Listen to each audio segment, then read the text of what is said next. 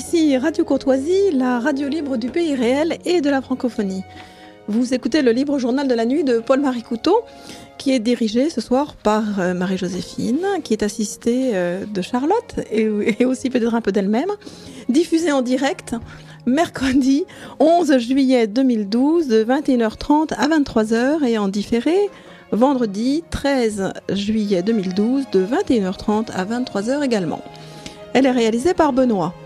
Vous pouvez intervenir au cours de cette émission par téléphone au 01 46 51 00 85, par télécopieur au 01 46 51 21 82, par courrier électronique à courtoisie@radiocourtoisie.fr.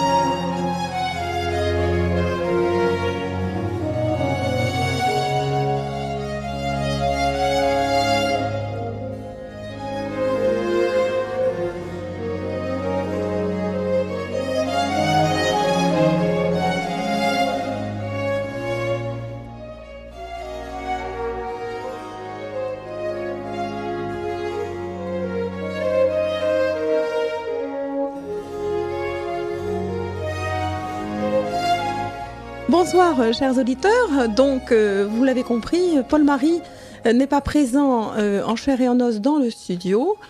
En revanche, sont présents dans le studio bien des invités. Et je vais vous les présenter, toujours dans le sens d'une aiguille d'une montre. À ma gauche, parce qu'il faut savoir, vous ne le voyez pas, mais dans le boudoir studio qui est le nôtre ce soir, eh bien j'occupe d'une manière absolument effrontée le fauteuil présidentiel de Paul-Marie. Et donc, c'est merveilleux, ça me donne un peu des vertiges de vanité. Eh bien, à ma gauche, il y aura Charlotte. Il y a Charlotte. Bonsoir Charlotte. Bonsoir. Merci d'être venue Charlotte. Merci. Puis, après Charlotte, nous avons Eric Kneffer. Bonsoir Eric. Bonsoir Marie-Joséphine, bonsoir chers auditeurs. Bien. Puis, nous continuons le tour de table. Nous avons Jean-Claude Damam.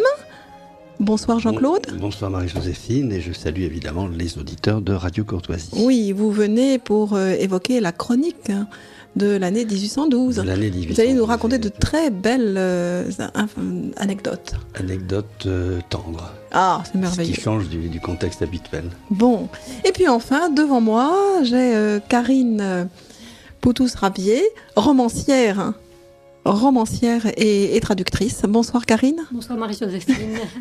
Voilà, merci à vous tous d'être venus en ce mois de juillet. Ce n'est pas toujours... ça ne se trouve pas sous le pas d'un cheval, des participants à l'émission. Donc merci à vous tous. Et par la grâce de la fée électricité et par la compétence de Benoît, nous allons bientôt être en ligne avec Paul-Marie, qui va nous faire sa petite actualité politique par le biais du téléphone. Voilà, donc nous pouvons chausser nos petits casques. Marie-Joséphine, bonsoir. Allô? Oui, bonsoir Paul-Marie. Par petite actualité, vous voulez dire course? Je pense, oui, petit. Vous savez, les Byzantins disaient méga libron, méga cacon, un grand livre, un grand mal. Alors je crois que petit est un éloge dans ma bouche. Ah, bon. Je comprends tout à fait, Marie-Joséphine. Alors, quels sont... Je crois que vous êtes avec Charlotte. Enfin, Oui, c'est Paul-Marie. Une partie consacrée, si j'ai bien compris, à Madame de Romilly. Oui. Feu Madame de Romilly, d'ailleurs. Feu Madame de Romilly, alors ce sera Karine qui nous évoquera le personnage, avec peut-être la venue d'une personne, mais qui doit errer sur le boulevard Murat à la recherche de la radio. Donc nous l'attendons. Elle va arriver. Je dois dire que je l'ai rencontrée qu'une seule fois, Madame de Romilly, elle m'a fait très grande impression. Je suis très heureux qu'on revienne sur ce personnage, qui est un personnage important. Nous ne partageons pas les mêmes... Elle était très européenne, européiste. Ah bon oui. Mais enfin, pour surtout le reste, c'est une femme merveilleuse, Oui. impeccable. Ses combats pour la réhabilitation du latin et du grec étaient tout à fait les nôtres. Et finalement, je suis très heureux que cette émission lui soit en grande partie consacrée, Marie-Joséphine. Tant mieux, tant mieux. Voilà. Écoutez, je suis contente de vous satisfaire. J'ai entendu à l'instant Charlotte. Oui, bonsoir Paul-Marie. Comment allez-vous, ma chère Charlotte? Mais ça va bien, je vous remercie. Et Vous êtes très vous-même? modeste. Est-ce que nos auditeurs savent que vous avez réussi un exploit Oh. lors des législatives de juin dernier? Non, je n'en parle pas trop. Mais je vais en parler, pourquoi à moins que vous l'interdisiez. Vous étiez au second tour, à Oui. Lens, je crois, dans le Nord. À Liévin, À Liévin, pardon. dans la Oui, je me 12e trompe. circonscription du Pas-de-Calais. Quel était le numéro de la circonscription? 12. La 12e. Mm. Et vous êtes arrivé au second tour avec près de 45%, je me trompe même plus. 43, 17. 43, Oh. 43. Écoutez, 43. C'est merveilleux. Oui. Vous avez fait, je crois, une très belle campagne. Oui. J'ai pas tout suivi pour tout dire, mais les échos qu'on m'en donne sont excellents. Je vous félicite beaucoup. Merci Vous avez beaucoup. porté très haut les couleurs, nos couleurs. Oui, absolument. Ou notre couleur, bleu marine. Bleu marine, Le oui. bleu, le ciel marine, Oui. qui se marie si bien. Voilà. Dites-moi, ma chère amie, à propos du ciel, je voudrais vous dire, et surtout dire à nos auditeurs, que l'université d'été du mouvement aura lieu les 5, 6 et 7 octobre 5, 6, 7 octobre, d'accord. prochains, c'est-à-dire, ce n'est donc pas une université d'été, l'été sera révolu, et ça n'en sera que mieux, parce que je pense que nous ne serons pas dans le brouhaha des universités d'été des uns et des autres. Et on appellera cette université une université de rentrée plutôt. Et nous ne savons que depuis hier où elle aura lieu, parce qu'il a fallu trouver un endroit où l'on puisse héberger, espérons-le, environ 200 personnes pour 3 jours. Nous l'avons trouvé à Dourdan dans l'Essonne. Oui, Donc notre université de rentrée, celle du ciel, aura lieu à Dourdan les 5, 6 et 7 octobre.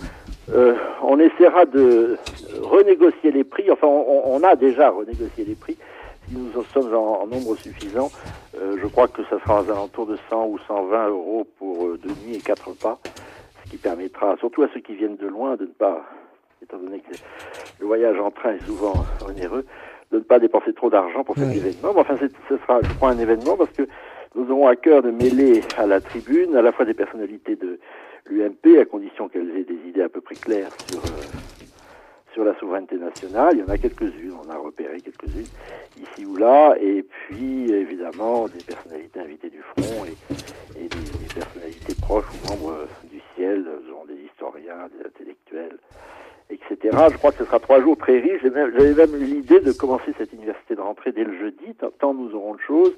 Mais on me dit que le jeudi, personne n'arrivera à temps et que à peu près tout le monde travaille en octobre. oui, c'est ça. On commencera donc le vendredi après-midi à 15h pour s'arrêter le dimanche 7, donc vers 16h, afin que tout le monde puisse prendre son train pour ceux qui viennent de loin. Voilà. Très bien.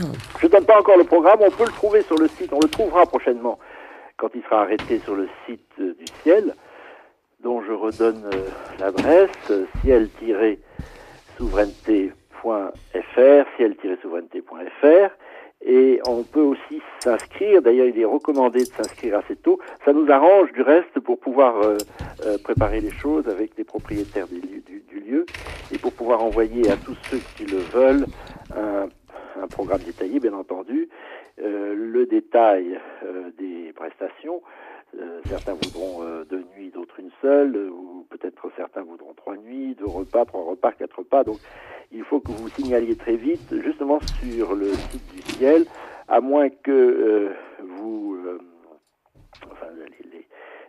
nos chers auditeurs qui voudront bien s'intéresser à notre université de rentrée s'inscrivent par le site de communication du ciel qui est contact.cielsouv tout attaché, SIELSOUV, @gmail.com. C'est un peu compliqué. Si on trouve que l'usage de Internet est trop compliqué pour s'inscrire, on peut téléphoner à Huguette Liverneau, mais préférez s'il vous plaît l'Internet pour épargner les jours d'été du Huguette Liverneau. Son téléphone, c'est notre vaillante secrétaire, est le 06 83 24 28 04. 06 83 24 28 04. Voilà. Voilà bien. pour ce que Marie-Joséphine appelle la petite actualité. Elle est merveilleuse. Oh, on n'a rien de merveilleux, mais j'aimerais que nous soyons nombreux à notre université de rentrée, parce qu'évidemment, pour le jeune mouvement que nous sommes, c'est important de réunir des personnalités significatives de différents horizons, mais tous attachés à la pérennité de la civilisation française et de la souveraineté nationale. Évidemment, nous ne pouvons pas manquer ce rendez-vous. Nous allons préparer ça de longue main. Voilà. Très bien, merci. Et donc, vous êtes en Poitou? Et oui, bien entendu, je dois finir 50 livres, peut-être pas 50, mais plusieurs. Je mets la dernière main au cahier de l'indépendance qui, à cette occasion, seront reparus. Nous l'avons beaucoup différé, ce numéro, et nous préparons déjà le numéro suivant qui devrait paraître à Noël pour redonner un rythme trimestriel qu'il a bien perdu à ce périodique, à cette revue. Voilà. Très bien. Et alors, est entrée dans le studio Marie Perrault, qui nous évoquera donc le souvenir, comme vous le disiez tout à l'heure, de Jacqueline de Romilly. Très bien. Donc voilà, les effectifs sont au complet. Bonsoir Marie Perrault. Oui, bien sûr. Et nous serons ensemble, Marie-Joséphine, mercredi prochain pour le direct. Ah oui, oui, à oui. 21h30.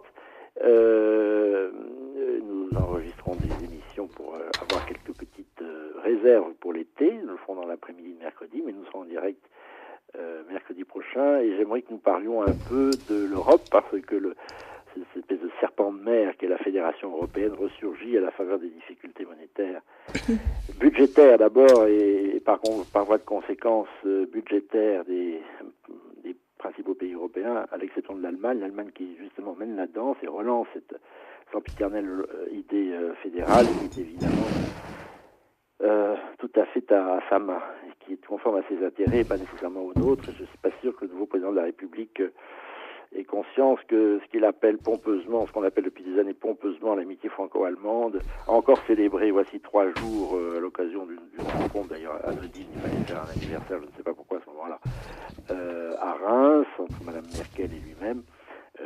Cette amitié franco-allemande sans cesse recélébrée est tellement déséquilibrée maintenant qu'elle équivaut plus à une tutelle de l'Allemagne sur l'ensemble de l'Europe et finalement de la France incluse qu'à une véritable amitié telle que l'avait pu le concevoir le général de Gaulle et Konrad Adenauer. À l'époque d'ailleurs c'était plutôt la France qui avait la main sur une Allemagne qui ne se remettait qu'à peine des destructions de la Seconde Guerre mondiale. Voilà. Donc, j'aimerais que nous reparlions de ce sujet qui me tient à cœur, aussi au cœur de Charlotte, je le sais, puisque c'est un de ses sujets de campagne.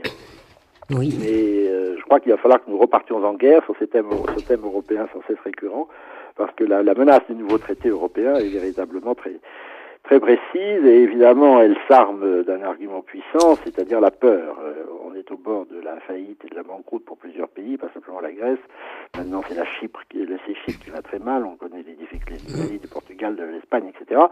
Et tout le monde pense, comme les fédéralistes ont fini par nous le faire croire, que les problèmes de l'Europe, provoqués souvent par l'Union européenne, n'ont de solution que si on a davantage l'Union européenne. C'est-à-dire que les manquements, enfin les errances dans lesquelles nous ont entraîné les différentes étapes de la construction européenne ont eu les pires effets. L'Europe est tout à fait à la traîne de la croissance mondiale, comme tout le monde le sait. Par ailleurs, les seuls qui s'en sortent en Europe sont ceux qui justement ne sont pas dans la zone euro. C'est ce qui devrait donner à réfléchir. Mais bien non, on ne réfléchit pas du tout. On ne fait pas machine arrière. Au contraire, c'est la grande fuite en avant. L'Union européenne crée de multiples problèmes économiques, la désindustrialisation, l'ouverture des frontières, l'absence totale de contrôle commercial, etc., et de contrôle des frontières et d'immigration de manière générale. Mais non, la solution, ça n'est pas de revenir en arrière et de recréer des nations et une conception à peu près précise du bien public dans chacune des nations. C'est au contraire d'aller vers plus d'Europe. Voilà. Et donc, il faudra de nouveau nous mobiliser comme on l'a fait plusieurs fois. Très bien, merci beaucoup Paul-Marie. Alors, je vous souhaite une bonne soirée. Merci. Elle sera bonne dans l'esprit de Jacqueline de Romilly. Bien sûr. Merci Paul-Marie. Donc, Bon, nous à allons... bientôt, Charlotte. À bientôt. À bientôt Paul-Marie. Un petit séjour en Poitou. Ah ben, Mais oui, bien parce que je sûr, crois qu'il y a une c'est date importante fin prévu. juillet. C'est prévu. Oui, il y a une date Oui. très importante fin juillet. Très Dernier importante. jour. Vous pouvez noter ça. Le dernier jour de juillet. Le 31 Donc, juillet. plutôt les 5, 6 et 7 octobre pour l'université de rentrée de la elle j'y tiens beaucoup.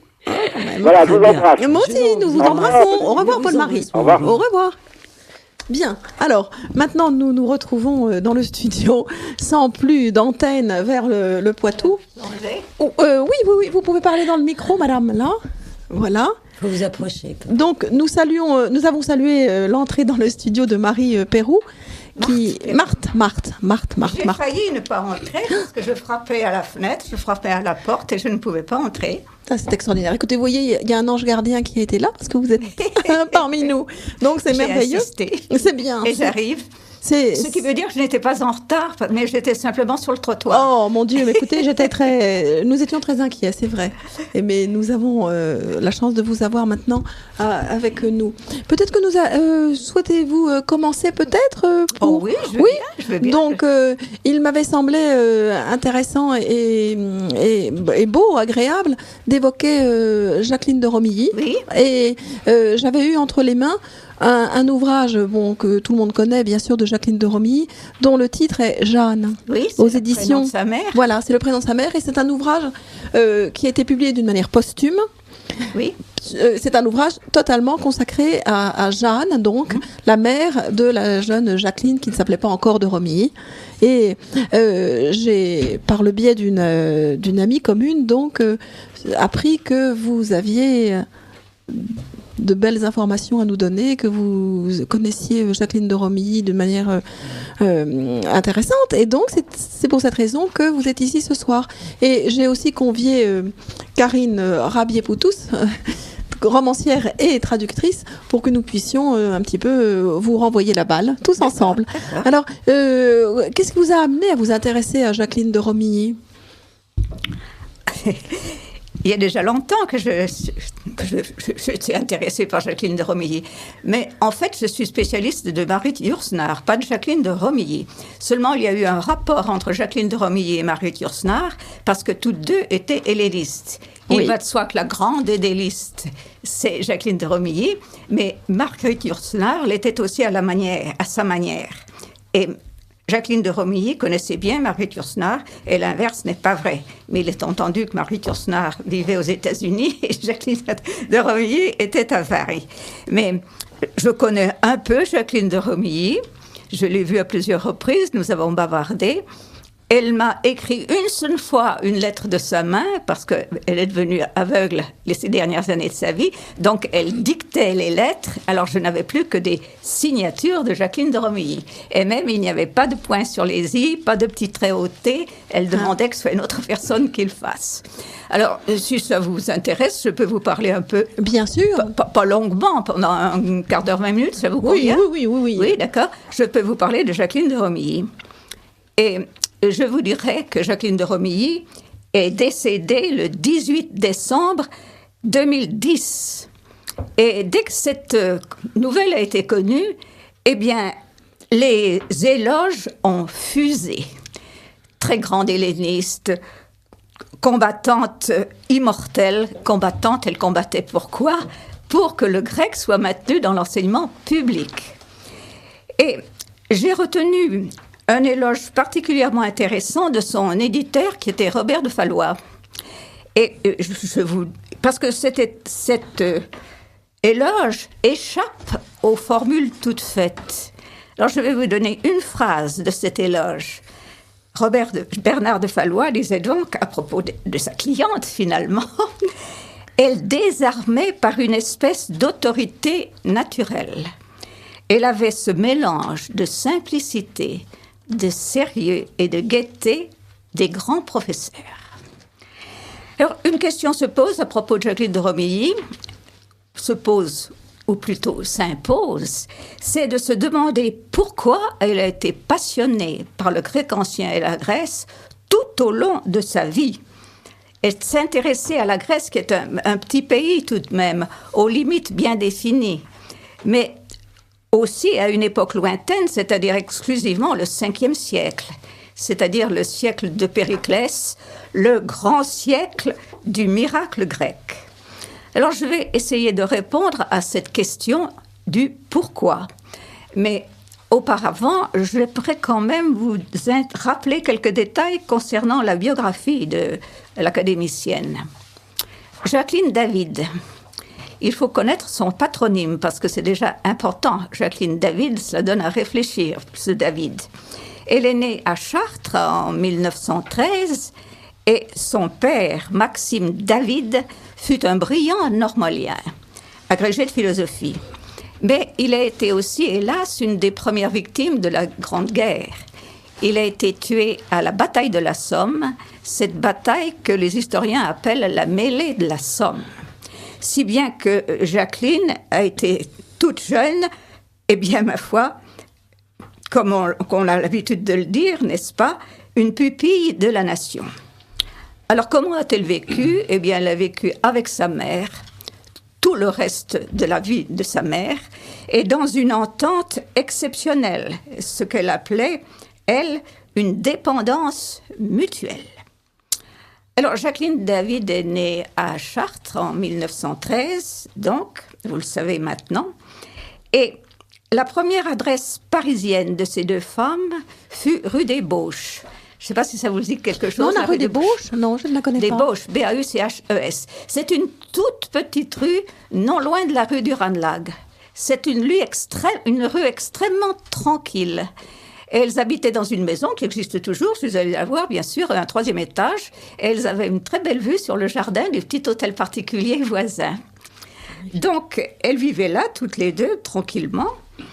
Et il se trouve que cette rue des Bauches est tout près de la rue du Ranelagh, c'est-à-dire la rue où il y a le lycée Molière.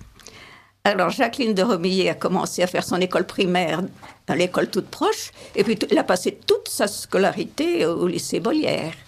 Et au lycée Molière, elle a tout de suite été considérée comme une élève particulièrement studieuse et excellente. D'ailleurs, le prix d'excellence lui fut accordé sans discontinuer. Alors, il va de soi, ou presque si j'ose dire, que Jacqueline de Romilly est devenue Jacqueline David, qui est devenue Jacqueline de Romilly par son mariage. Elle était normalienne, elle a été agrégée des lettres classiques, bien entendu. Et en 1947, à la Sorbonne, elle a soutenu sa thèse d'État. Elle l'a soutenue sur l'historien grec Thucydide. Et il y avait un de ses amis, artiste peintre, qui était là à la soutenance, et il a crayonné un portrait de Jacqueline. Ah, intéressant. Oui. Ah.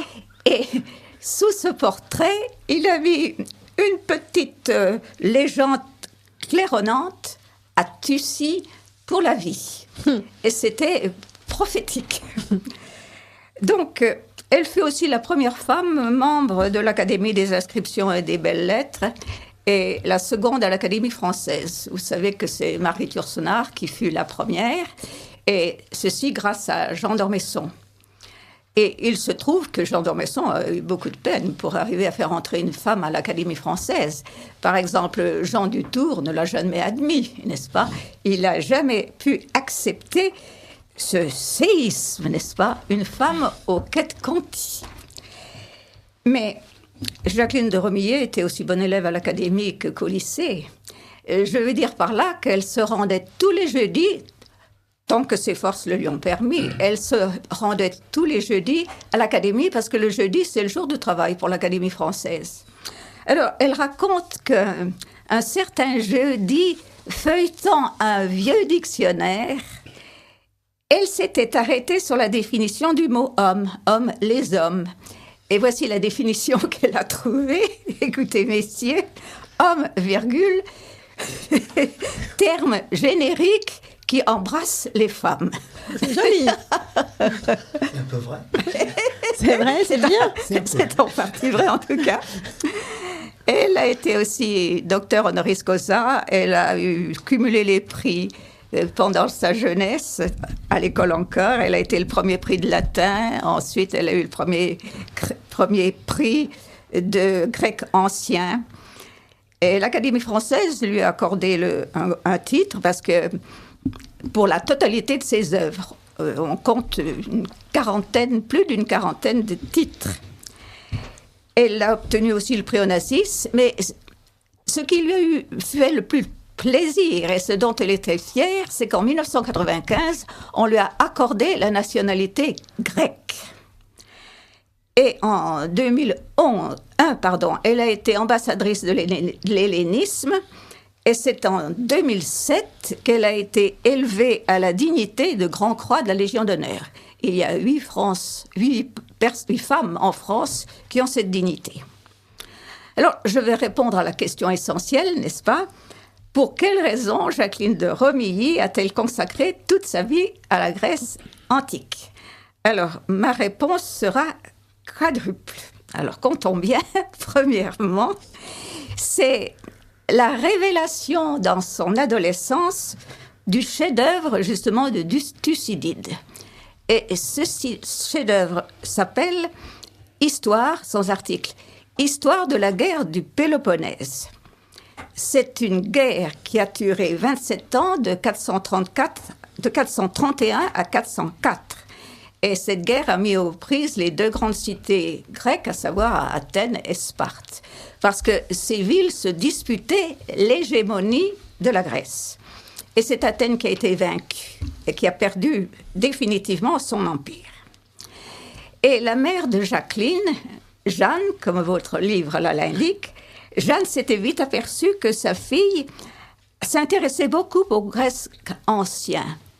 Donc, elle a trouvé dans une librairie, elle a trouvé une édition des œuvres de Thucydide, c'est-à-dire de cette histoire, et elle l'a offert à sa fille. Alors, on pourrait penser que c'est ce cadeau de la mère qui donne l'orientation définitive au sort de sa fille. Jacqueline n'en disconvient pas, mais elle dit qu'il faut quand même qu'il y ait une rencontre intellectuelle. Sans quoi cette fascination n'aurait pas duré. Mais peut-être aussi que la mère devinait qu'elle aurait que sa fille aurait ce goût pour Thucydide. C'est une intuition réciproque, finalement. Exactement. Alors, cette fascination pour Thucydide, elle tient quand même à au moins 2 raisons, c'est-à-dire 2 qualités de l'historien en question. Alors, quelles sont ces 2 qualités que Jacqueline de Romilly appréciait ? Eh bien, la première, c'est l'objectivité du ton de Thucydide.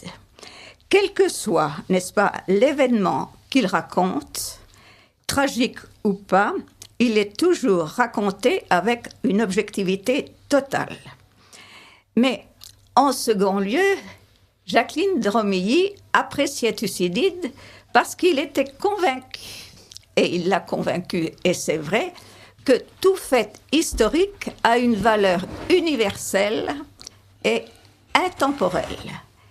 C'est-à-dire qu'il s'agissait de montrer, et Jacqueline de Romilly l'a montré, bien sûr, Thucydide l'avait montré aussi, qu'un événement historique trouve son équivalent dans l'univers et dans le temps. Alors, Thucydide donnait un exemple, c'est celui de la petite île qui s'appelle l'île de Milos, l'île de la Vénus. Les Athéniens ont décidé un jour de s'emparer, comme cela, sans autre forme de procès, ils se sont emparés de cette petite île. Et ils ont donné pour raison que la raison du plus fort est toujours la meilleure. Ça, c'est La Fontaine qui l'a dit, mais ça correspond exactement à l'attitude des Athéniens. Donc, Jacqueline de Romilly a eu l'occasion de vérifier cette vérité, à voir qu'un événement historique se reproduit de même manière.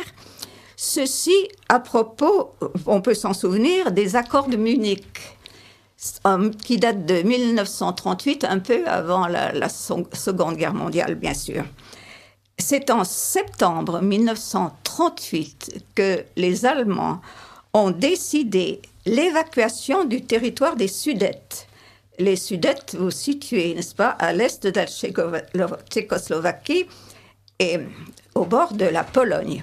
Donc les Allemands ont chassé les habitants de cette région pour y installer leurs troupes d'occupation. Voilà donc une raison, n'est-ce pas, de la fascination pour Thucydide.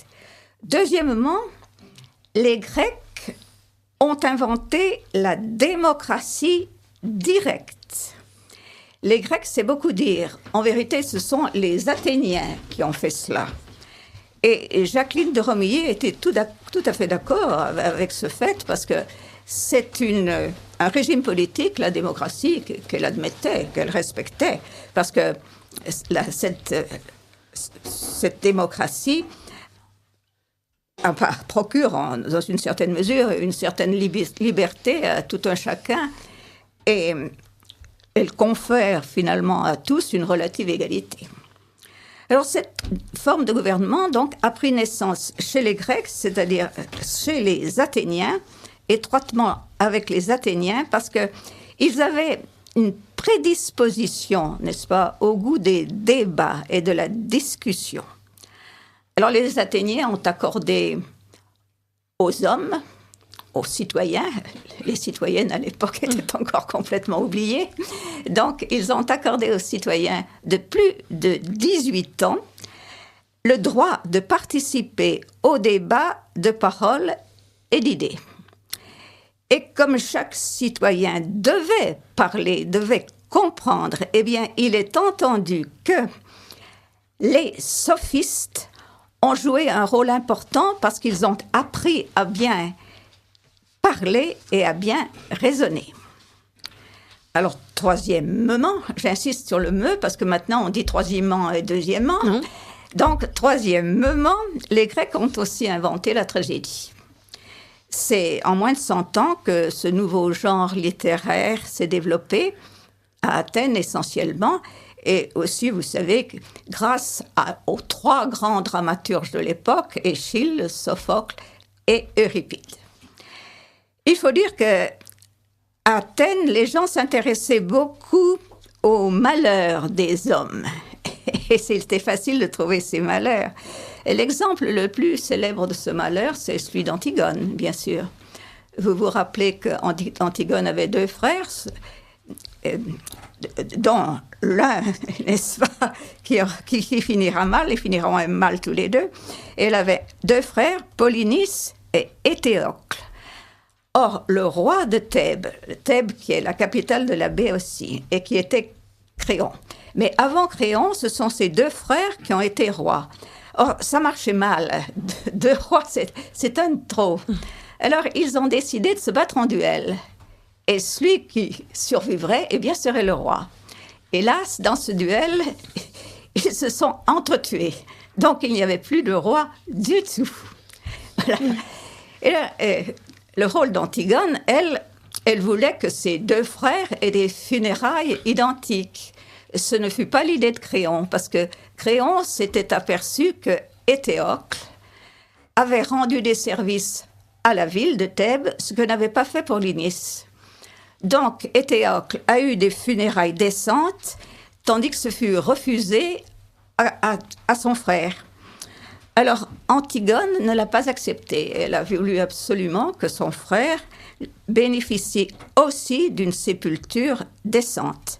Et vous savez que ce geste fraternel, eh bien, lui a valu la mort, oui, n'est-ce pas? Bien sûr. Mais dans cette œuvre de Sophocle, dans l'Antigone de Sophocle, il y a un texte qui est extrêmement intéressant, c'est celui de l'interrogatoire.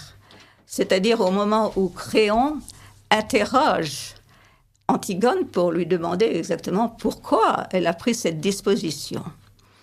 Alors, c'est au terme de la réponse d'Antigone qu'il y a un vers qui est remarquablement dit dans les traductions. La traduction habituelle qu'on a à l'école, c'est la suivante. « Je suis faite pour partager l'amour et non la haine. » Je vous ferai remarquer que ce n'est pas tout à fait un alexandrin, il y a 13 pieds. Or, Marguerite Yourcenar est passée par là et elle a donné sa traduction. Et la traduction de Marguerite Yourcenar, alexandrin, 12 pieds, césure bien au milieu, c'est la suivante. Je naquis pour aimer et non pas pour haïr. C'est superbe. Très bien, ça, Karine. La différence. Est sensible. Oui, justement. La différence Karine, qui est traductrice, savoure toute la nuance. C'est magnifique. Ça, c'est magnifique. Je vous rappelle que vous écoutez Radio Courtoisie, le livre journal de la nuit, et que nous écoutons évoquer le souvenir de Jacqueline de Romilly. Oui, d'accord. Bien, donc voilà comment les choses se sont passées. Alors, après, eh bien... Donc, elle a développé cette attirance passionnée pour Thucydide.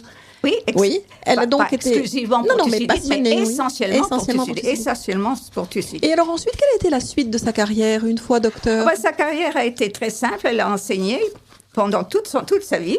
Elle a enseigné dans des lycées, elle a enseigné dans des facultés et elle a terminé sa carrière à la Sorbonne. Très bien, oui. Oui. Alors, jusqu'à quelle date a-t-elle enseigné?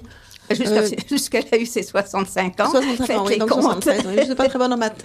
Mais Faites les Jean-Claude, comptes. vous qui êtes fort en maths, vous allez me dire. Faites les comptes. Alors, Donc, voilà les raisons. Enfin, je vous ai avancé 4 raisons. Je vous en ai donné 3 seulement pour l'instant. Et alors, la 4e, c'est un argument que j'appellerais didactique. C'est-à-dire que Jacqueline de Romilly voulait absolument convaincre tout un chacun que le grec est une langue qui permet une formation exceptionnelle du jugement. Et on peut très bien le comprendre parce que il est entendu que dans cette langue, que ce soit le latin, que ce soit le grec, quand vous avez les désinences des mots qui changent suivant leur valeur, il faut absolument analyser, bien comprendre la phrase pour arriver à savoir ce que l'on veut dire. Donc, pour elle, il convient d'être très attentif pour comprendre ces phrases. Et elle disait toujours, vous vous rappelez qu'elle a parlé de l'enseignement en détresse, elle disait apprendre le grec quand on est jeune à l'école développe à l'extrême les capacités d'analyse et de concentration. Oui, et d'ailleurs, je crois qu'elle avait créé le sel. Non pas le ciel, Alors, mais le sel. Elle a créé une société, oui, je vais y venir. Elle a créé une société, mais auparavant, je vous dirais que si elle aimait le grec, c'est pour la beauté des textes littéraires, c'est certain, mais aussi pour leur valeur morale. Et c'est là où je vais arriver à ce que vous proposez. Parce que dans ces textes, on trouve l'éloge de la démocratie, mais on trouve aussi l'éloge de vertu morale. Avec Antigone, on a vu que c'était l'héroïsme. Avec Oreste, c'est la tolérance, parce que vous savez qu'il avait quand même assassiné Clytemnestre, sa mère, et Agamemnon, on dirait maintenant le compagnon de Clytemnestre, eh bien, il a été... En fait, on ne l'a pas condamné du tout. Et alors, pourquoi ne l'a-t-on pas condamné? Parce qu'on ne voulait pas ajouter des victimes aux victimes. Autrement dit, on a supprimé la loi du talion, n'est-ce pas? Il a été meurtrier, lui ne sera pas meurtrier. Alors, maintenant, je vais vous dire des petites choses, c'est-à-dire ne plus parler exclusivement de Thucydide ou des Grecs même.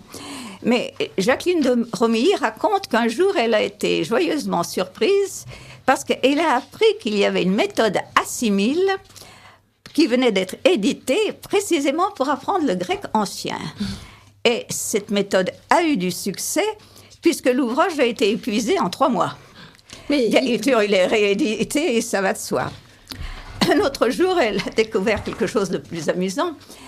Une entreprise de banque, elle s'est bien demandé pourquoi le président de cette société a appelé Ulysse. Alors lui a osé dire que c'est parce que c'est son entreprise allait dans Paris ou en banlieue le plus vite possible. Il ne savait pas, bien sûr, qu'Ulysse a mis 20 ans pour aller de Troie en Asie mineure dans son île natale, Ithaque. Ça n'a pas d'importance. Elle aimait à rappeler aussi un mot d'Agatha Christie. Vous vous rappelez, Agatha Christie, c'est cette romancière anglaise qui a écrit des romans policiers à énigmes. Eh bien, Agatha Christie avait épousé un archéologue. Et un jour, dans un dîner, elle a dit « Ah, être la femme d'un archéologue, c'est merveilleux, parce que plus c'est vieux, plus ils apprécient. » mais... Éric, que pensez-vous de cette boutade? Oui, elle fait... Oui, il faut la dire devant les femmes, mais pas devant les hommes. Oui, c'est magnifique. Nous l'acceptons. Merci pour elle. Mais la tâche entreprise, je viens à ce que vous avez fait, à quoi vous avez fait allusion, c'est-à-dire le maintien, la pérennité des langues anciennes dans l'enseignement public, c'est une tâche qui ne s'avérait pas facile.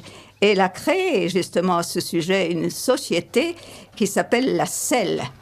S-E-L, 3 lettres en majuscules. Et cela veut dire sauvegarde des enseignements littéraires. Alors vous voyez, le but de cette société, il est inscrit dans son titre.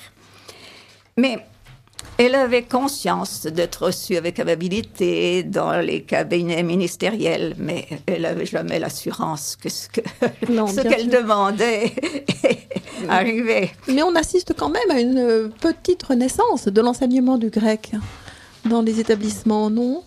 Ou est-ce que vraiment il faut s'arracher les cheveux de désespoir ? Non, elle ne peut pas s'arracher les cheveux. Moi, je connais un professeur de grec dans un lycée de banlieue. Il a toujours ses élèves et un grand nombre d'élèves, n'est-ce pas ? En tout cas, il y a des moments où elle était découragée. Oui. Et elle disait qu'elle était optimiste par nature, mais pessimiste par raison. Et quelques semaines, vous me laissez encore quelques minutes ? Bien sûr. Oui, quelques semaines avant sa mort, eh bien, un journaliste est venu la voir, rue Tchernowitz. C'est au milieu exactement du 16e arrondissement. Elle habitait au 12 rue Tchernowitz. Alors, dans un article, j'avais lu qu'elle habitait au 7e étage, dans un autre au 8e étage. Alors, pour en avoir le cœur net, je suis allée voir la concierge, n'est-ce pas ? Et je lui ai demandé si c'était le 7e ou le 8e. Voilà la réponse que j'ai eue. Elle habitait au sommet. Bon, alors, j'ai essayé de faire mes comptes, mais j'ai compris pourquoi il pouvait y avoir cette hésitation, parce qu'il y a un premier étage tout simple, tandis que tous les autres sont décorés d'immenses balcons. Donc, il y en a qui oubliaient ce premier étage. En tout cas, elle était véritablement au sommet, et son appartement donnait sur une grande terrasse où, tant qu'elle pouvait bien voir, n'est-ce pas, elle regardait les toits de Paris, elle aimait aussi le soir admirer la tour Eiffel illuminée. Et puis, le temps passe, hélas pour elle comme pour tout le monde, et elle habitait dans ce sommet un grand appartement, parce qu'elle avait acheté un grand appartement du fait qu'elle s'était mariée, mais son mariage n'a pas tenu longtemps. Ah, mais qui était Monsieur de Romilly ? Romilly, c'était un juif comme elle finalement. Il travaillait dans l'édition. Et Jeanne et Jacqueline se sont assez vite aperçues que, ma foi, que le jeune mari avait une autre compagne. Mais on le comprend un petit peu parce qu'on le faisait vivre avec la mère et la fille. Alors, là aussi, il y en a une de trop. Il aurait fallu un duel. À sa place. C'était gênant. C'était très parce que Jacqueline et sa mère allaient en vacances. Et lui, il a trouvé la question et il est sorti avec une autre personne. Elle a toujours été très discrète et digne sur ce point. Hein. Oui, on n'a jamais bien rien deviné. C'est certain. Alors, dans ce grand appartement qu'elle a gardé jusqu'à la fin de sa vie, même après la mort de sa mère, n'est-ce pas ? Parce qu'elle habitait au sommet, mais sa mère avait un studio ou un petit appartement 2 étages plus bas. Alors, il y avait une très grande pièce rectangulaire qui tenait lieu de salon et de salle à manger si l'on peut dire, parce qu'elle n'invitait pas Jacqueline, ou en tout cas, elle n'invitait pas pour dîner. Eh bien, les murs étaient maçonnés de livres, n'est-ce pas ? De livres qui, pour la plupart, étaient reliés, mais il y a des livres qui étaient fatigués, usés, vraiment à bout de souffle. Alors, ce journaliste qui est venu la voir, peu de temps avant sa fin, il lui a demandé comment elle occupait son temps. Oh, ça l'a surprise. Spontanément, elle a répondu, mais à travailler. À travailler encore, à réfléchir. Et elle ajoutait, travailler, je ne sais rien faire d'autre. Alors, on peut se poser la question, que faisait-elle ? Eh bien, après avoir été professeure, après avoir été conférencière, elle était devenue romancière, mais modérément romancière, parce qu'elle a écrit de tout petits livres. Mais de tout petits romans, certains sont très agréables. Il y en a un qui s'appelle, par exemple, il me semble que c'est le meilleur, qui s'appelle « Les roses de la solitude ». De sa solitude à elle, puisqu'elle n'avait aucune famille et elle n'avait plus aucun de ses compagnons de travail, plus personne.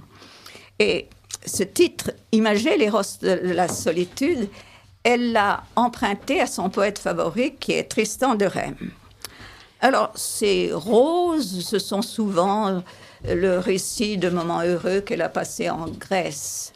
Par exemple, un jour, après avoir donné une conférence à Athènes, on l'avait invitée à se rendre au mont Olympe. Elle s'y est rendue en voiture, bien sûr, et à la fin, il faut aller à pied.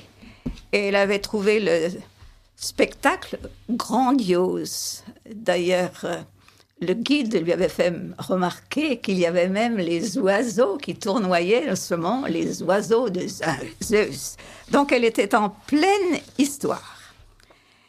Et son dernier livre s'appelle « La grandeur de l'homme au temps de Périclès ». Et manifestement, on voit que Jacqueline de Romilly a vieilli, qu'elle dicte bien sûr, mais son style est moins bon, de toute évidence. En tout cas, il lui semblait qu'à l'époque d'inquiétude, n'est-ce pas, de crise économique, de crise morale, il lui semblait qu'il était utile de faire connaître aux jeunes élèves des établissements scolaires les grands textes todiques et beaux de l'Antiquité grecque. Textes qui invitent à s'émouvoir de toutes les merveilles qu'on peut rencontrer dans son existence, en dépit des difficultés et des désastres. Alors, elle tenait à écrire, à dicter ce livre qui est testamentaire dans une certaine mesure en faveur du grec et de la littérature grecque. Et de façon un peu désabusée, elle disait, je la cite, « Je ne sais pas si l'on m'entendra, quelques-uns peut-être. » Puis elle dicta comme dernier mot, « Merci. » Et les quelques semaines avant sa mort, n'est-ce pas, elle est tombée dans son salon, elle s'est cassé le col du fémur. Donc, on l'a emmenée immédiatement à l'hôpital Ambroise Paré. Elle est morte doucement, c'est là. Que voulez-vous? C'est le fait de l'âge. Mais à l'annonce de sa mort, tout le monde a été surpris. On la pensait vraiment immortelle, non seulement dans ses habits verts, mais immortelle dans la réalité. C'est étonnant. Et là, dans son immense liste d'ouvrages publiés, il y en a un qui tire l'œil en particulier. Bien sûr, on connaît l'essentiel. Et aux éditions Stock, un ouvrage dont le titre est « Petite leçon sur le grec ancien ». Paru en 2008. Oui, ce n'est pas ce qu'il y a de plus intéressant, parce que ça, c'est scolaire, n'est-ce pas? Oui, mais c'est pas écrit par elle seule. Elle se faisait aider par le professeur de grec de la rue d'Ulm, le professeur Madame Trézé. Alors, les auditeurs, merci Charlotte d'avoir pris les messages. Une auditrice vous pose cette question, Marthe Perron. Madame de Romilly s'est-elle convertie au catholicisme? Oui. Et à quel âge? Les dernières années. C'est 1900, elle est morte en 1900, quoi, en 2010, 2005, 2006. Ah oui, très tard. Très tard. Oui. Et on n'a jamais véritablement compris pourquoi. Et en quelle année Madame de Romilly s'est-elle mariée? 1940. 1940, oui. Elle est restée mariée 13 ans. Oui. Mais un mariage qui n'a pas été une réussite, donc. Oui. Elle aimait aussi séjourner dans le sud de la France, devant la montagne Sainte-Victoire. Ah, alors ça, c'est autre chose. Au pied de la montagne Sainte-Victoire, elle possédait une petite maison, une jolie petite maison avec une terrasse. Et tant qu'elle a pu, elle y allait tous les étés. Mais les derniers étés, ça n'était plus possible, n'est-ce pas? Elle ne pouvait plus sortir. Elle a essayé une ou deux fois d'aller en Bretagne. Ça paraissait pas tellement plus près que la Provence. Et puis, à la fin de sa vie, elle restait en permanence chez elle. Très bien, mais c'est tout à fait passionnant. Karine? Oui, ça me laisse perplexe tout cela. Moi, je me dis que je vais peut-être bénéficier de ces efforts parce que j'ai étudié le grec jusqu'en terminale. Mais à même cause, effets différents parce que ça ne m'a pas vraiment soulevé de passion. Et donc, c'est vrai que c'est une relecture, ça me permet une relecture de ma vie. Actuellement, je traduis un romancier canadien qui, lui également, qui est Michael O'Brien, et qui lui aussi est très hellénisant. Alors je me replonge régulièrement grâce à Wikipédia sur toutes ces choses que je n'ai fait qu'effleurer au temps de ma jeunesse. Et bon, voilà, c'est vrai que pour moi, qui suis post-68, tout cela, c'est Mais c'est déjà beau d'avoir fait du latin, du grec, pardon.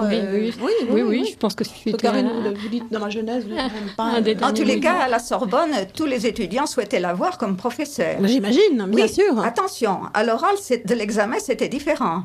Le président actuel de la Bibliothèque nationale de Paris en sait quelque chose, parce qu'il l'a interrogé, le malheureux a dit, la déesse, moi je ne me rappelle plus le nom, mais n'importe quelle déesse, a engendré un fils. Non, monsieur. L'homme engendre, la femme conçoit. Alors, quand on est comme ça... Ah oui, ça devait être dur, hein. Cette impérieuse autorité naturelle, oui. Mais elle avait parfaitement raison. Ah oui, et lui, d'ailleurs, a ajouté, oui, j'ai compris par la suite que c'était vrai, mais c'est vous dire que il n'y avait pas que de mauvais moments avec elle. Et vous, Jean-Claude Dammam, avez-vous étudié le grec ? Très peu. Très peu. Très peu. J'en ai fait un petit peu au début, mais surtout du latin. J'étais Mais très brillant. On peut être helléniste sans connaître le grec. Sûr. Ah oui, le latin. C'est pratiquement mon cas. La même chose pour le latin, on n'est pas obligé. Oui, moi, je n'ai pas passé une agrégation d'être classique. J'ai passé une agrégation d'anglais. D'anglais, très bien. Moi, j'ai fait du latin et du grec à haute dose. Oui. Et vous, Éric Knepper ? Bien, j'étais, vous savez, dans cette génération où malheureusement le grec et le latin ont été abandonnés, mais j'ai fait une année de grec et du latin. J'ai encore été dans ces derniers bastions, on peut dire. Mais je n'ai pas... Jacqueline de Romilly privilégiée, le grec, ça va de soi. En tout cas, je ne peux que recommander. Vraiment, vous avez fait une évocation tout à fait vivante, souriante, érudite, agréable. On n'a qu'une envie, c'est de lire Jacqueline de Romilly, et en particulier Jeanne, qui est un peu inattendue. Vous ne l'avez pas lu encore, madame ? Si, je l'ai lu, bien sûr. Il a été publié 1 an après la mort de Madame David, la mère de Jacqueline, mais l'ouvrage est resté dans les tiroirs et a été publié d'une manière posthume, c'est-à-dire en 2011. C'est Jacqueline qui avait demandé que ce livre ne soit pas publié avant sa mort. Très bien. C'est un livre, c'est une biographie finalement de sa mère. Oui, mais c'est amusant, il y a des détails de vie quotidienne. C'est un peu la revue de tous les prétendants qu'elle a eus. Parce que cette femme, Jeanne, était belle, coquette, élégante, n'est-ce pas ? Gaie, comme sa fille d'ailleurs, et elle a eu plusieurs prétendants. Le plus important de tous, le plus connu de tous, c'était Charles Munch. Oui, bien sûr, le chef d'orchestre. Le chef d'orchestre. Fondateur de l'orchestre de Paris, oui. Écoutez, là, vous nous donnez une transition parfaite, puisque après avoir fermé le dossier non pas fermé, parce que d'avoir un peu clos le dossier de Jacqueline de Romilly, avec vous, Marthe Perroux, nous allons partir en Normandie. Oh, c'est pas loin. Mais non, c'était pas loin. Je vous ai emmené plus loin. Mais oui, voyez, mais on va vers l'ouest de la France avec Éric Knepper qui va nous présenter le programme du Moulin d'Andé. Le Moulin d'Andé, c'est un ravissant moulin du XIIe siècle qui est une espèce de Villa Médicis normande. À vous, Éric.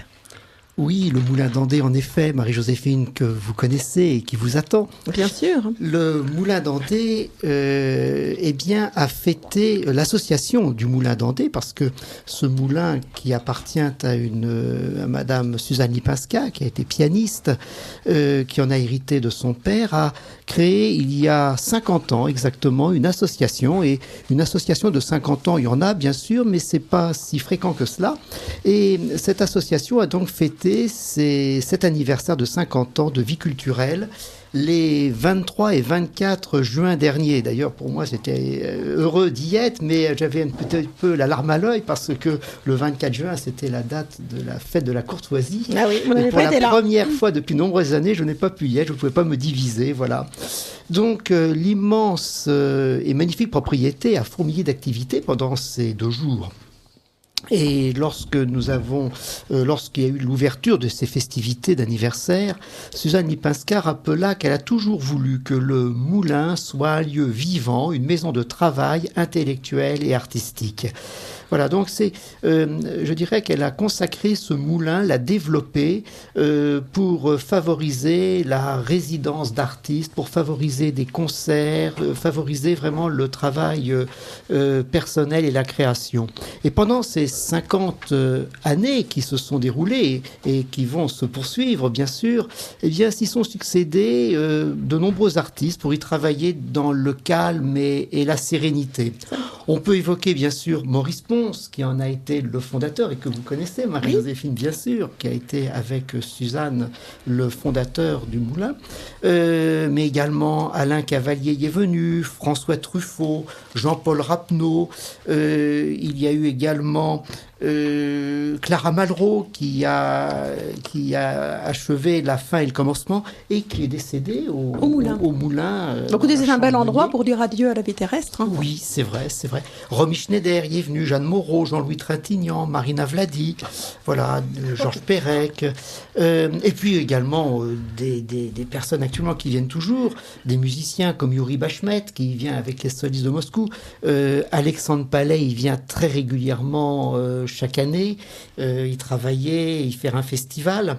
Voilà, donc cet événement qui s'est préparé, Suzanne Lipinska souhaitait que ce soit un anniversaire vraiment à l'image du Moulin, pas une grande fête guindée, mais plutôt à l'image d'une maison avec plein de petites pièces où il se déroulerait plein de choses, voyez-vous. Magnifique. Et c'est ce qui se passa, ce fut un pari réussi.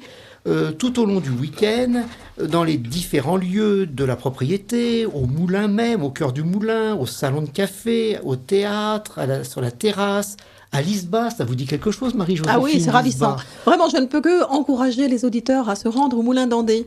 Et on y loge d'une manière délicieuse dans des ISBA ou alors des petites folies comme ça qui sont réparties dans la forêt. À l'ISBA. Et donc, on peut y trouver un logement délicieux dans un calme merveilleux. Et pour vous qui travaillez, Jean-Claude Damam qui écrivait, pour vous, Karine qui écrivait, qui traduisait, pour vous, madame qui aimait lire. Je ne fais pas qu'aimer lire. Non, vous écrivez. Oui. Eh bien, je vous conseille de vous rendre au Moulin d'Andé et de prendre une chambre pendant quelques temps. C'est vraiment tout à fait délicieux. Et en plus, vous pourriez avoir le prétexte d'écouter quelques concerts. Absolument. N'est-ce pas, Eric? Alors, vous pouvez nous indiquer? Et tous ces lieux accueillir donc au cours de ces 2 jours des concerts, des lectures, des théâtres, des contes, des chansons. Enfin, vous voyez, extrêmement diversifiés. Mais alors, pour l'été, là, quels sont les grands moments? Alors, pendant l'été, justement, je vais vous parler un petit peu de la programmation maintenant d'été. Le Moulin d'Andé met vraiment à l'honneur pendant l'été la musique, et particulièrement la musique de chambre, avec 3 temps forts pour cet été. Un qui vient de se dérouler dimanche dernier, avec un concert magnifique de l'Orchestre régional de Basse-Normandie. Alors, il vient de se dérouler, mais je tiens à en dire juste un petit mot, parce que... là, vous nous tenez en haleine, mais c'est fini. Je vous tiens en haleine, c'est fini. C'est pas si fini que ça, parce que c'est un très très bon ensemble, cet Orchestre régional de Basse-Normandie. Les dates. Il va y avoir ce concert qui s'est déroulé au Moulin d'Andé dimanche dernier, va se reproduire en Normandie le vendredi 13 juillet à Coigny au château de Franquette, Coigny étant un petit village de la Manche, et le 14 juillet à Houlgate en l'église Saint-Aubin, avec un programme très intéressant sur les quatuors, au cours de laquelle Francine Trachier au violon, Cédric Catrice à l'alto, Aurore Doué qui est une très bonne violoncelliste et Jeanne-Marie Gols est une très très bonne pianiste, que vous pourrez écouter. Donc si vraiment des auditeurs de Radio Courtoisie se trouvent en Normandie pas loin, je leur recommande ces concerts. Et puis au Moulin vont se dérouler les rencontres estivales du 20 au 30 juillet, qui sont une masterclass de très très haut niveau, animée par Dinayov, qui est une pianiste russe, et Mikhail Veyman, un violoniste russe, qui prépare des futurs grands concertistes aux grands concours internationaux. Malheureusement, l'année dernière, il y a eu énormément d'étrangers et très peu de Français. Pourtant, nous faisons des efforts sur la carrière des jeunes pianistes et jeunes musiciens français. J'espère que cette année, il y en aura un peu plus. Donc, du 20 au 30 juillet, avec des grands concerts qui seront donnés par des musiciens français et étrangers. Et puis, vont se dérouler également, tout au long du mois d'août, l'Académie internationale d'été, avec d'abord une classe de piano du 1er au 10 août dirigée par Irina Edelstein, qui est une pianiste d'origine russe enseignant à Francfort, en Allemagne. La deuxième session, une classe de harpe. Alors, si vous aimez être réveillé par le son de la harpe, c'est le moment de venir, n'est-ce pas? Oui, les élèves magnifique. se mettent à travailler très tôt le matin, quand même à des heures dignes, pas avant 9 heures. Hein. Mais enfin, vous savez, quand on est en villégiature au moulin, parfois on se lève un petit peu tard, on se couche tard également. Également une classe de violon par Vadim Chijik que vous avez reçu la semaine dernière. Et voilà, la semaine dernière, que vous avez eu le plaisir d'entendre à Lisba notamment. Bien sûr. Et se clôturera également par une classe de piano dirigée par Colette Zera, qui est une pianiste de renom, qui animera, donc dirigera cette académie, la fin de cette académie du 23 août au 1er septembre. Au cours de ces académies, bien sûr, de nombreux concerts, des professeurs et des élèves. C'est merveilleux. Vous auriez un numéro de téléphone à indiquer aux auditeurs, Bien sûr. Le téléphone que je vous donne tout de suite. Alors, pour les réservations, le 02 32 59 90 89. Je répète, 02 32 59 90 89 et le site www.moulinande en lié moulinande.com. Très bien, mais écoutez, vraiment, on n'a qu'une envie, c'est de filer vers le Moulin d'Andé. Jean-Claude Damam, vous connaissez bien cette région de Normandie? Oui, mais pas le Moulin d'Andé. Ah, il faut y aller, hein. Il faut y aller, absolument. Karine, je ne saurais même pas le situer. C'est près de Gaillon.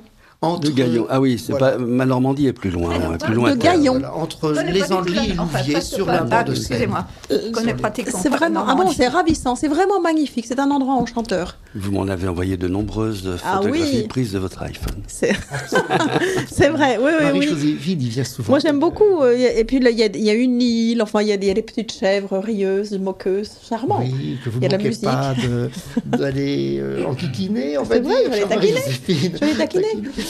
Et donc, je pense que vraiment les auditeurs ne peuvent être qu'encouragés à se rendre au Moulin d'Andé, ne serait-ce que pour une petite visite. C'est le long de la Seine, c'est magnifique. Alors, vous connaissez cette Normandie, Jean-Claude Damas, mais vous connaissez encore mieux notre empereur Napoléon et ses lettres. Et si je vous ai fait venir, c'est aussi à la demande des auditeurs. Il y a des courriers qui demandent votre chronique.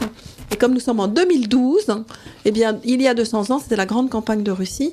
Et je vais annoncer que vous écoutez Radio Courtoisie, le libre journal de la nuit. Et après, je vais préciser que vous allez nous tenir un peu une chronique de cet été 1812. Une chronique sentimentale. Ah, merveilleux. Sortons nos mouchoirs, alors. Nous vous écoutons. À vous, Jean-Claude Damam. Merci. Donc, oui, effectivement, 2012, c'est le bicentenaire de la campagne de Russie, ça tout le monde le sait. Et ce qui est intéressant, et votre idée était très bonne, l'idée, c'était de parler des lettres de Napoléon à Marie-Louise. Alors, il faut dire un tout petit mot sur l'origine de ces lettres, parce que pendant très longtemps, on les a crues détruites, brûlées même par sa destinataire, Marie-Louise. Et elles ont été retrouvées miraculeusement. Alors je n'explique pas parce que c'est vraiment trop compliqué. Romanesque.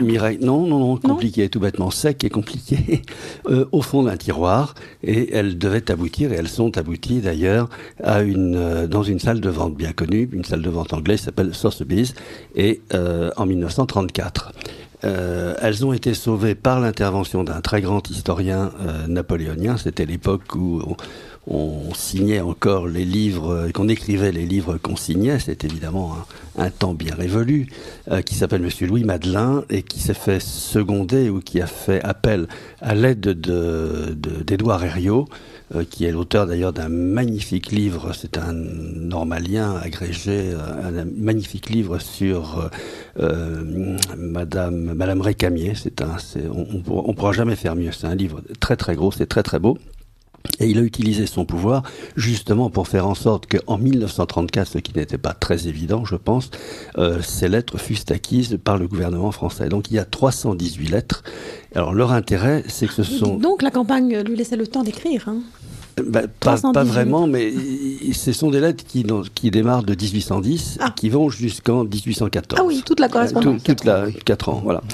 Et l'intérêt de ces lettres, en fait, c'est qu'elles sont rarissimes à deux points de vue. La première, c'est qu'elles sont toutes, j'insiste bien, toutes entièrement manuscrites, c'est-à-dire toutes illisibles, évidemment, compte tenu de la graphie de Napoléon, qui en 1814, retrouvant son maître d'écriture à Brienne pendant la campagne de France, lui dit « Quel fichu élève vous avez fait là ?» Et donc ce sont des lettres... d'abord qu'on croyait disparu, elles ont l'intérêt aussi de révéler un homme qu'on ne connaît pas, c'est-à-dire on connaît le chef de guerre, l'administrateur génial, on connaît toutes ces facettes de Napoléon, mais on ne connaissait pas le mari tendre et aimant de cette jeune Autrichienne qui n'était pas un aigle, si j'ose dire, mais qu'il aimait avec beaucoup de tendresse. Alors, dès qu'il a un moment, je schématise un peu parce qu'on pourrait en parler pendant des heures, dès qu'il a un petit moment, et il faut savoir quand même que la campagne de Russie, il est à la tête, les chiffres varient, mais on va dire aux alentours de 400 000 hommes, donc il faut qu'il gère ces 400 000 hommes, même s'il a des factotums. À chaque fois, et tous les jours, il lui écrit, tous les jours, un petit billet. Tous les jours, un petit billet. Alors la procédure est toujours la même. Il se tourne vers sa secrétaire qui gravite autour de lui et qui lui disent et il leur dit donnez-moi une feuille de joli papier, donnez-moi une bonne plume car enfin pour que cette bonne Louise puisse me lire. Alors ensuite il remet la feuille qui est pliée en deux. Ça, c'est important, c'est mentionné, à l'un de ses secrétaires en disant à l'impératrice. Et alors, aussitôt, la lettre est mise il se tourne vers ses secrétaires et il prononce la formule sacramentelle à la dame de mes pensées, à la reine de mon cœur. Ça, c'est quand ça va très, très, très bien. Le billet est alors glissé dans une enveloppe qui est tenue toute prête avec la mention « Lettre de l'empereur à l'impératrice ». Alors le trajet, si elle n'est pas interceptée, bien entendu, par les Cosaques et autres voyous, la missive est remise à l'un des secrétaires particuliers et elle est acheminée à sa destinataire aux Tuileries par un messager dépêché tout spécialement par le directeur général des postes. Donc il galope avec des relais et Marie-Louise reçoit une lettre quotidiennement. C'est magnifique. Ah oui, c'est très très beau. Alors ce sont, comme je l'ai dit tout à l'heure, ce ne sont pas des lettres officielles, parce que d'abord les lettres officielles sont toujours écrites par des secrétaires, donc celles-là on peut les déchiffrer. Là j'ai des exemples dans un livre magnifique de la Bibliothèque nationale. Il faut être Champollion pour lire, hein. C'est impossible. Alors, par exemple, quand il est sur le trajet de la Russie, il écrit de Danzig le 11 juin à 5h du soir, de Marienbourg le 12 juin à 5h de l'après-midi, de Königsberg le 13 à 7h du soir, puis le 21 juin, le 25, le 26, le 1er juillet, le 2 juillet. C'est de Vitebsk, il écrit le 28 juillet, puis le 30. Enfin, c'est tous les jours comme ça. Alors, une formule qui revient très très souvent dans les lettres, alors c'est ou des 5 lignes, ou 15 lignes, 20 lignes, ne peut pas faire beaucoup plus d'ailleurs. Une formule qui revient souvent, il dit « Mes affaires vont bien, il ne me manque que ma Louise ». Alors, ce qui est très touchant, parce que les gens se font en général une idée pas fausse, mais qui moi me gêne un peu, c'est-à-dire c'est l'homme de guerre, le souverain, l'administrateur, enfin l'homme un peu sec. Et là-dedans, il se révèle un homme ordinaire, entre guillemets, il n'est jamais ordinaire, Napoléon, mais un homme très très amoureux, pardon. Normal. Normal. Donc un homme ordinaire, ce qui n'est pas péjoratif, très amoureux, mais écrivant des lettres qui sont tout de même de connotation beaucoup moins érotique que celles qu'il écrivait à Joséphine, qui elles sont parfois très très chaudes évidemment, mais bon, il était plus jeune, là il a 43 ans, et il est pris par l'amour qu'il éprouve pour cette jeune fille qui a 19 ou 20 ans. Alors il y a quelques formules de fin que je trouve assez jolies et étonnantes de la part de cet homme. C'est-à-dire, il est quand même le maître du monde, hein. C'est pas notre président de la République, c'est le maître de la moitié du monde, Napoléon. Il lui dit « Adieu ma douce amie, sentiment sincère d'amour, crois à mon sincère amour, adieu mon ami, tu sais combien je t'aime, adieu mon ami, sois contente et sage ». Et aime ton époux qui t'aime tant. Et souvent, il termine avec une formule qui est un peu italienne, c'est addio mio bene, ce que je trouve assez joli. Et il écrit souvent avec une orthographe qui s'approche assez de l'italien et même du latin, puisqu'il écrit, par exemple, il y a des fautes d'orthographe, alors oui, il y en a l'appel. A été fixée qu'en 1855. Oui, donc là, c'est vraiment ma santé, c'est S-E-N-T, accent aigu. Et il a une orthographe qui s'approche assez souvent du latin, ou de l'italien, je ne connais pas. Par exemple, il écrit excessive avec 2 C, un peu comme dans Ecce Homo. Oui. C'est très étonnant. Alors, on le voit à la fois amoureux, là je viens de vous donner quelques formules charmantes, mais il est en même temps très inquiet pour sa santé. Alors, il faut savoir que Napoléon, pendant la campagne de Russie, a quand même les pieds dans la boue, dans le sang, dans la souffrance, etc. Le froid, peut-être déjà. Pas encore, non, pas au mois encore. de juillet. Non, vous anticipez, Marie-Joséphine. Vous galopez vite. Mais il se montre très inquiet de la santé de cette fille qui est bien au chaud, bien à l'abri, aux Tuileries, entourée de ses dames d'honneur, etc. Et il lui dit: j'ai reçu ta lettre du 12 juillet où je vois que tu as eu un peu de fièvre. Tu ne te ménages pas juillet, assez. C'est demain. Alors. Ah oui, c'est demain.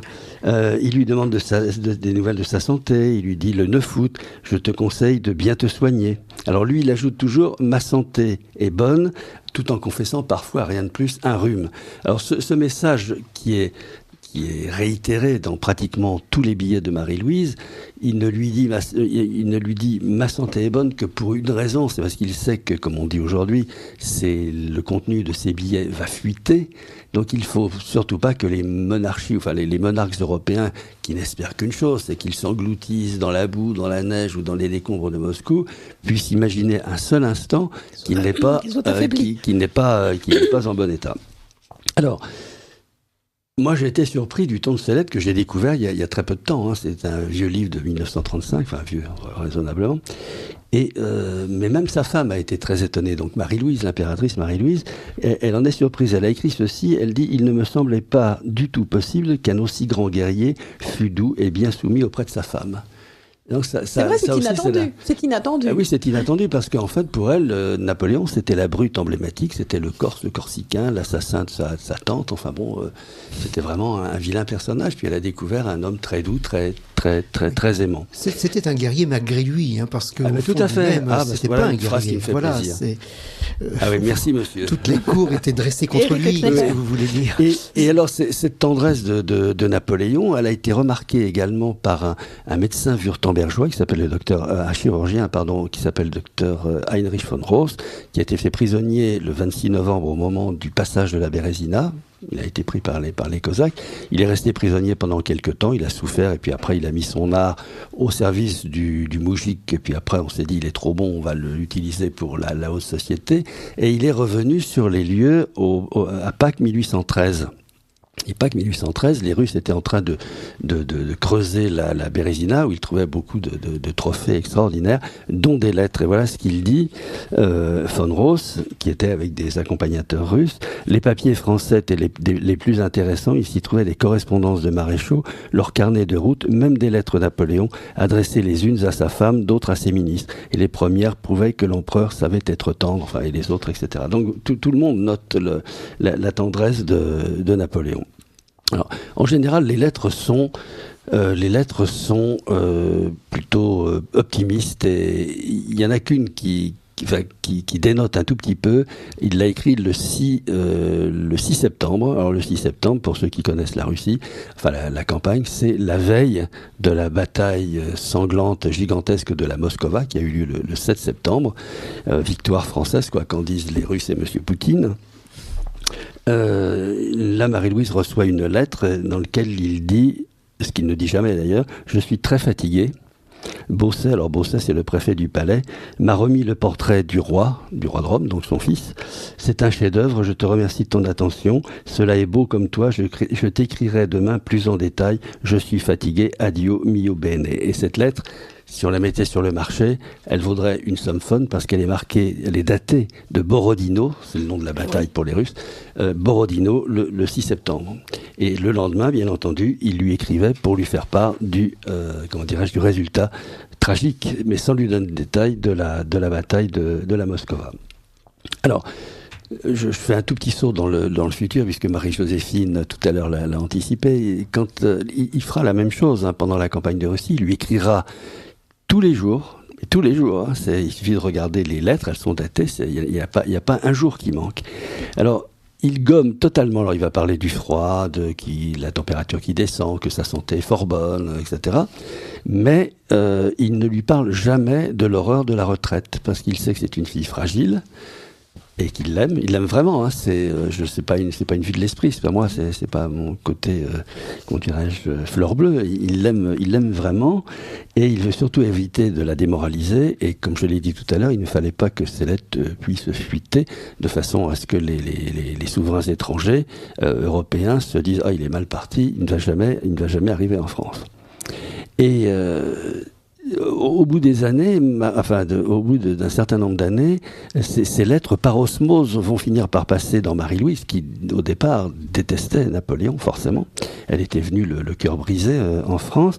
Et en 1814, alors qu'il est à l'île d'Elbe et où déjà les rapports entre eux se distendent, elle dit « Je suis bien malheureuse de n'être pas avec toi à ton heureuse île. Cela serait le paradis pour moi. » Et elle termine ainsi en disant « Je t'embrasse et t'aime tendrement. » Donc ça, c'est je dis ça à l'attention des gens qui pensent toujours que Napoléon est une brute. Alors l'amour qu'il a eu pour vraiment profond, à la fois profond et tendre et respectueux qu'il a eu pour Marie-Louise, on lui en a fait le reproche parce que en 1810-1811, donc il s'est marié le 1er et le 2 avril 1810.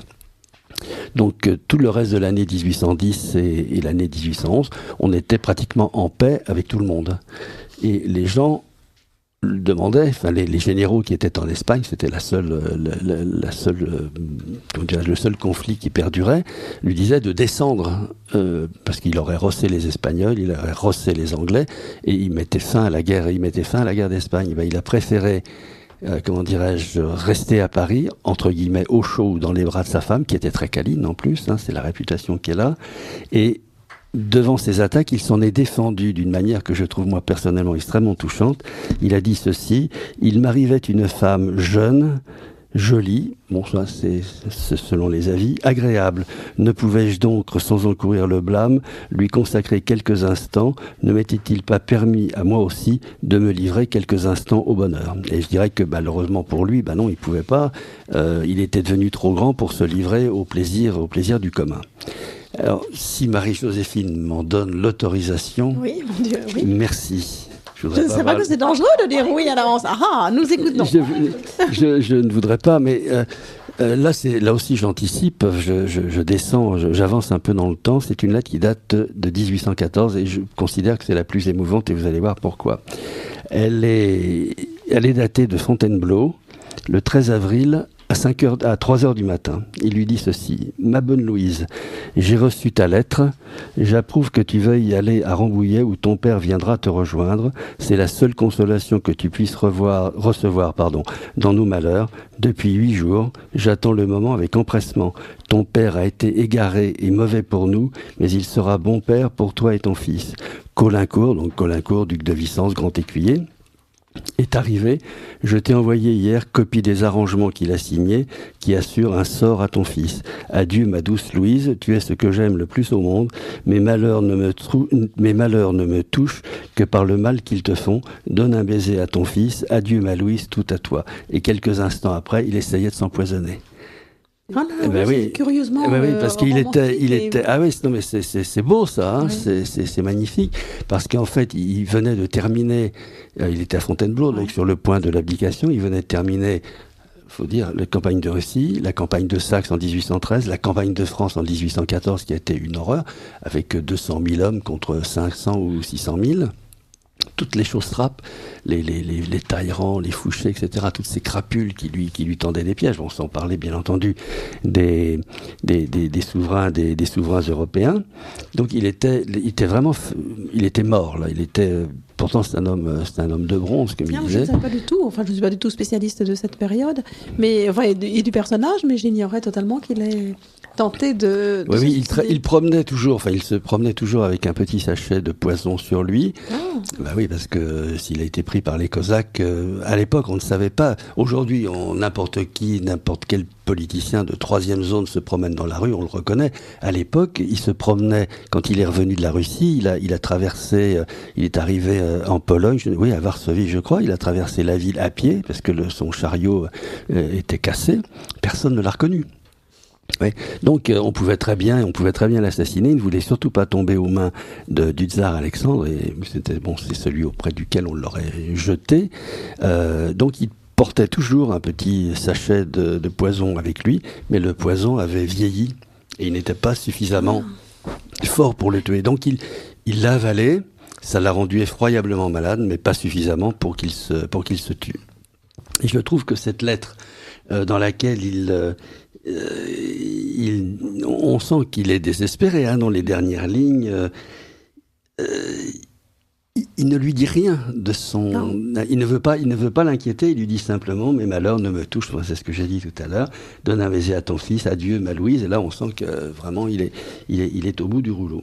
Alors un dernier mot quand même, parce que c'est quand même très important, enfin pour moi, il faut savoir que quand il a écrit cette lettre, moi je la trouve magnifique, émouvante, vraiment ça grandit l'homme plus que n'importe quelle victoire. Bah oui, parce que c'est l'homme, c'est pas le chef, c'est vraiment ce qui est à la base de oui, c'est l'humain, c'est le cœur. C'est l'humain, c'est le cœur, c'est l'âme qui parle.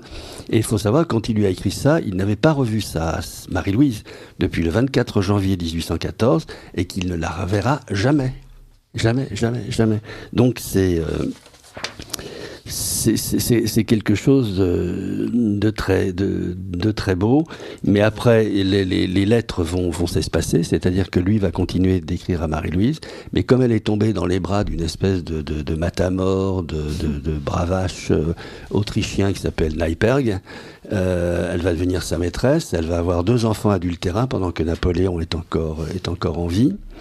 Et à partir de ce moment-là, il ne recevra plus de réponse. Il a beau lui dire plains-toi de la conduite que l'on tient empêchant une femme et son fils de m'écrire. Cette conduite est bien vile, mais les lettres seraient... Bon, à partir du moment où il ne reçoit plus lui-même de réponse, il cesse d'écrire.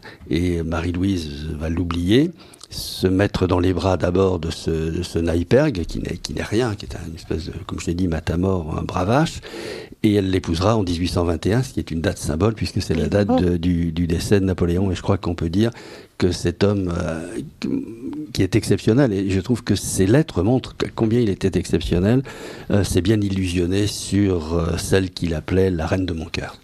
Oh, c'est triste, oh.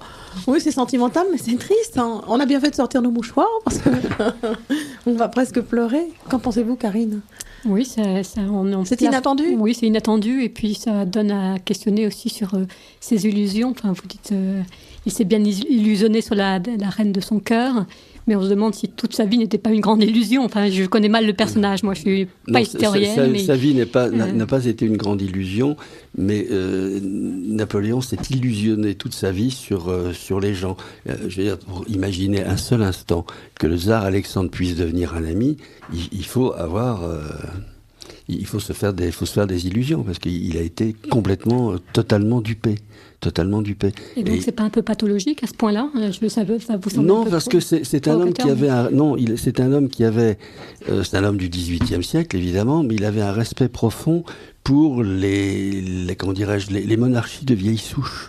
Il ne pouvait pas imaginer, ça lui était totalement étranger, il ne pouvait pas imaginer que quand on s'appelait Alexandre ou François d'Autriche, etc., il n'imaginait pas que l'on puisse se mal conduire. Pour lui, c'était impensable. Vieille monarchie égale élégance, honnêteté, droiture. Et alors là, effectivement, c'est vraiment de l'illusion, mais pas de l'illusionnisme, là.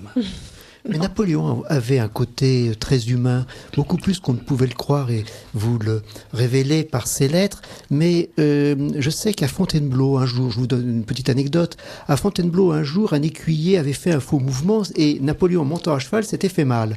Et au lieu de se fâcher, il lui a... bien sûr, il a eu mal, il a crié, et il lui a expliqué ce qu'il fallait faire, tout simplement, vous voyez, comme... comme un supérieur peut expliquer à un subordonné. Voyez-vous, tout monarque qu'il était. Mais c'est un homme qui a été mal jugé et méjugé depuis son décès. Alors j'accuse toujours. Alors, moi j'ai 2 étiquettes sur le front. À gauche, on peut trouver idolâtre, et à droite, anglophobe. Ce sont des étiquettes aussi imbéciles et malhonnêtes l'une que l'autre. Mais c'est un homme qui a été décrié, qui a été mal jugé, et qui n'est pas du tout à l'image de ce que l'on donne de lui, en fait. Mais absolument. Napoléon ne voulait pas la guerre. Il a été contraint de faire la guerre. La France était ravagée par la Révolution, il fallait la reconstruire. Mais il y avait toutes les monarchies qui se tenaient, qui étaient cousins, etc., qui revoulaient remettre Louis XVI. Et qui ne voulaient surtout pas que la France fût reconstruite. Mais absolument, donc c'était... Non, absolument. Oui, c'est... Mais ça, ce sont des idées, monsieur, totalement hérétiques. Que l'on nous reproche. Ah oui, mais ça n'existe plus. Alors, sont-elles publiées, ces lettres ? Oui, elles sont. Alors, moi, je les ai découvertes dans un livre que j'ai récupéré dans ma bibliothèque, au fond, que j'ignorais. Ça s'appelle Les lettres de Napoléon à Marie-Louise. Donc, c'est la compilation de ces 318 lettres retrouvées dans un tiroir et acquise grâce à messieurs Madelin et Édouard Herriot en 1934 et publiée par la Bibliothèque nationale, puisque ces lettres maintenant sont allées enrichir le fond de la Bibliothèque nationale. Et le livre est accessible facilement, on peut l'acheter facilement. Non, vous pouvez l'acheter sur des sites de livres anciens et ça ne vaut rien. C'est cela. Ça ne vaut rien, je vous 30 euros. Mais je trouve que la correspondance est toujours très touchante, parce que c'est un écho surtout intime. Celle-là. Parce que même en dépit des réserves qu'il pouvait avoir en craignant les espions ou les fuites, c'est quand même un cri intime. Ah oui, tout à fait. Non, mais moi, j'ai vraiment été... j'ai été, l'idolâtre, etc. J'ai vraiment été bouleversé par la lecture de ces lettres, parce que je les ai trouvées belles, je les ai trouvées dignes, et surtout la dernière où il se cache sans révéler qu'il allait bien entendu se suicider tenter de mettre fin à ses jours quelques instants après. Moi, je fais une petite remarque quand même sur ce suicide. Il avait une arme, il était très efficace de se donner un petit coup de... Il ne portait pas de revolver sur lui. Il n'était pas armé, d'accord. Shérif, Non, on pensait que ces gens de guerre étaient armés, donc voilà, pour ça me semblait très insolite. Le poison, c'est parce que c'est discret parce qu'il s'enferme dans sa chambre, il peut mourir tranquille, tandis qu'évidemment, un coup de feu, ça fait du bruit et ça attire tout le monde. Bien, chers auditeurs, l'émission touche à sa fin. Merci à tous d'être venus. Merci Marthe Pérou d'avoir évoqué Jacqueline Dormy. Merci Karine Arabier-Poutous d'avoir renvoyé la balle. Merci Jean-Claude Damam de nous avoir présenté un Napoléon un peu inattendu, même très inattendu. Oui. Merci Eric Knepper de nous avoir emmenés en Normandie, vers le Moulin d'Andé. Vous reviendrez, Marie-Joséphine ? Ah, mais bien sûr, je vais aller voir mes habiles chèvres. Juste un tout petit mot très, très rapide. Quand je reviendrai, j'ai trouvé une très jolie histoire de cheval pendant la campagne de Je l'attendais, mais il est trop tard. Benoît me dit que c'est trop tard. Oui, fini. Alors, elle est très belle. Ah oui, c'est une petite perle dans l'horreur. Oh mon Dieu, non. Alors la prochaine fois. Bonsoir chers auditeurs, bonne semaine. Montez dans la barque des rêves et la nacelle des songes. Et à la semaine prochaine, vous retrouverez Paul-Marie Couteau. Ici, Radio Courtoisie, la radio libre du pays réel et de la francophonie. Vous venez d'entendre le libre journal de la nuit de Paul-Marie Couteau, dirigé aujourd'hui par Marie-Joséphine, assistée de Charlotte et d'elle-même, diffusé en direct mercredi 11 juillet 2012 de 21h30 à 23h et en différé vendredi 13 juillet 2012 de 21h30 à 23h également. Elle a été réalisée par Benoît. N'oubliez pas que Radio Courtoisie est une radio culturelle associative. Afin de sauvegarder une indépendance absolue, Radio Courtoisie refuse toute ressource publicitaire. Radio Courtoisie ne vit que grâce à ses auditeurs. Aidez-nous à demeurer libres. Adhérez à notre association. Pour cette année, la cotisation minimum est de 40 €. Envoyez votre chèque à Radio Courtoisie, 61 boulevard Murat, 75 016 Paris. Si vous le désirez, nous pouvons vous faire parvenir un enregistrement de ce libre journal. Commandez la cassette pour le prix franc de port de 9 € ou 6 € seulement si vous êtes adhérent de notre association. Vous pouvez demander un CD-ROM au lieu des cassettes pour le même prix. En rédigeant des chèques distincts pour la cotisation et pour les cassettes, vous faciliterez la tâche de notre secrétariat bénévole. Par avance, merci. Je vous rappelle notre adresse, Radio Courtoisie, 61 boulevard Murat, 75 016 Paris.